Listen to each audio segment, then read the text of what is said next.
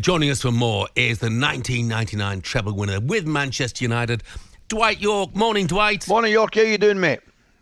Morning, guys. Morning, Ali. Morning, Jeff. What's your take on Erik Ten Hag? Do you rate him, Dwight?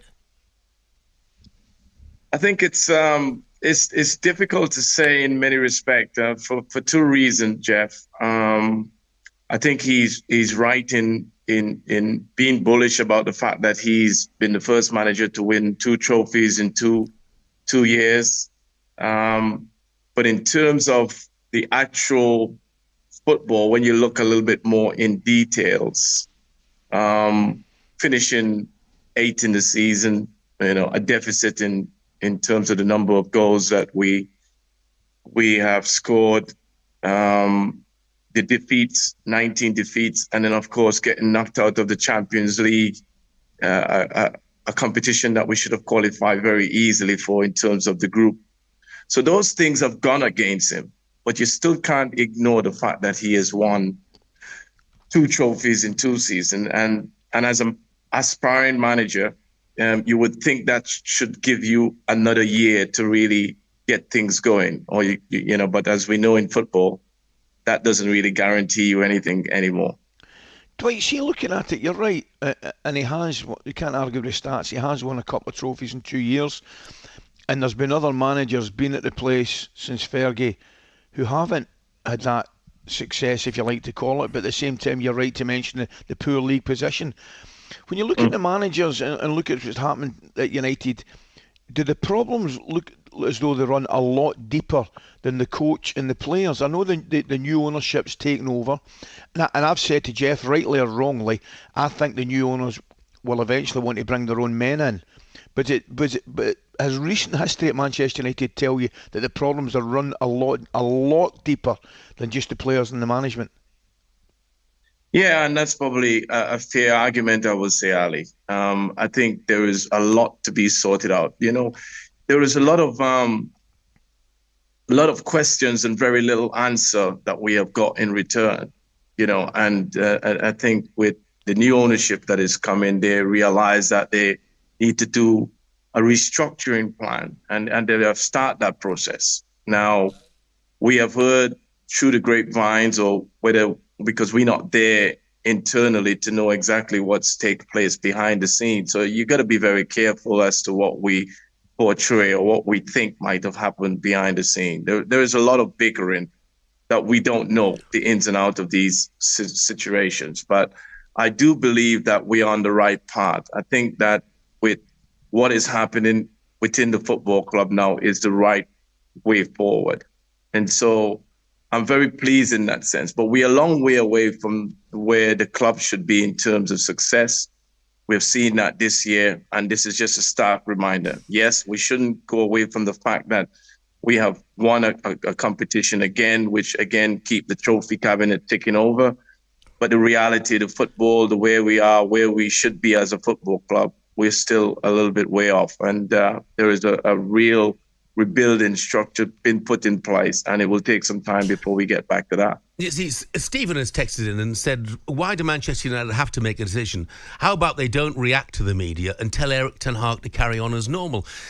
And I get that, Dwight. I think that's fine. But don't they have to tell Manchester United fans what is happening, whether Erik Ten Hag is carrying on or whether somebody new is coming in? Just keep people informed. And don't they have to make a decision soon? Yeah, I think it's important. We don't usually operate this way. United are the example of what the Premier League used to be in terms of getting their affairs sorted out very quickly. We know exactly where the managers stand, where the club direction is heading, what pre-season is about. The fans always seems to know exactly what's going on. And at the moment, as I said to you before, there seems to be a lot of questions, but very little answer. And this is another scenario where we're not getting a definite answer at the minute. So everyone is in a bit of a limbo and still having to second guess where United is going to do, whether they're going to keep Ten Hag and as a manager or let him go and bringing in a new manager. So again, we've been left a little bit uncertainty, which is something, and that manufacture into our game as well, in terms of where the club is at. So we need to get back to what United used to be, which is precise, knowing exactly what we do and what we're about. And I think the quicker we can do that, the better that the club will be able to get their structure back in place. Dwight, there's a good article in the Mail online, which I read, that said you would love to get the job, right? I get that, I understand that. And you've just said there you need to get United back to where they need to be. How would you do that if you were the boss? Well, first to begin with, I think for me personally, I think you've got to get rid of some of the dead wood that has been at the club for such a long time. And I think the youths are the place. You know, you always have to give. You and I, we played the game at the very highest level as young players. You got to give the young players a chance. We're seeing that now with the young players when they played.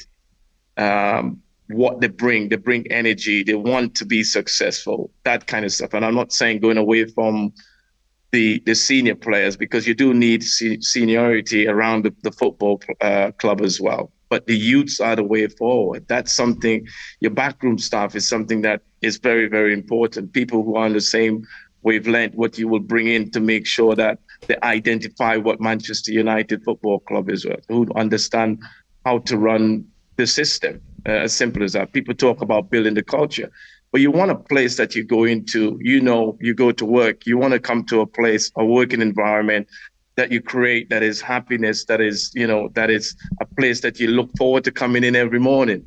I'm not so sure if that is the case around United these last couple of years, where players and players are challenging the managers a little bit more than usual. Yes, players do have their opinion, but it always been behind closed door. These things are becoming far more public now. And I think that is always, you look at Ten Hag when he's doing his press conference, he's always on the back foot. He's always having to defend his decisions. And I think that is something that I learned in talking to Sir Alex Ferguson. You got to win your press conference. You got to win your press conference. And he's been buoyant, bullish, because maybe he's fighting for his career in terms of staying in the job. You look at that press conference, what he did before the actual FA Cup final. That seemed like a different person. And that manifests into the team. So these are little things that I've noticed that really in the past is not quite the United way. And I think those are things that I personally, given the chance, will start, getting in, putting those things in place very, very quickly. Dwight, good to talk to you. Thanks for joining us this morning. Have a good day, mate. Cheers, guys. Cheers, mate. talkSPORT Breakfast, waking you up Monday to Friday morning from 6 a.m. on AM, on DAB, via the talkSPORT app and on your smart speaker. talkSPORT.